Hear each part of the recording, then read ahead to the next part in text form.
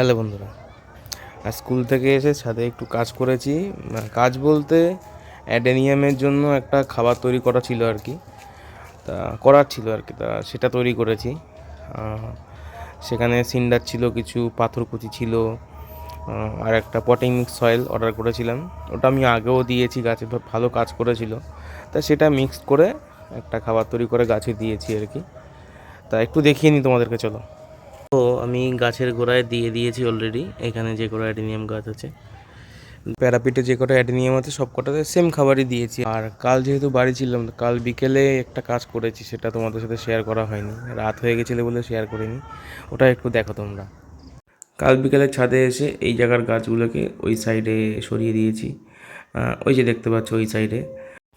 আর কিছু ডাল কেটে রেখেছিলাম বোগানভেলিয়ায়, সে কটা বসিয়ে দিয়েছি আজকে। এখানে 5 ধরনের ভ্যারাইটি আছে, প্রত্যেকটা রোতে 4টে করে গাছ আছে, দেখতে পাচ্ছ।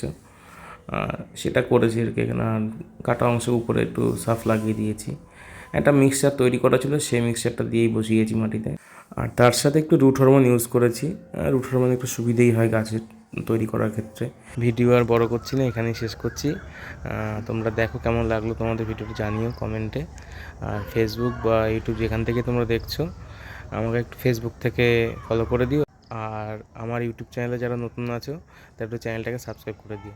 তো এখনকার মতো টাটা।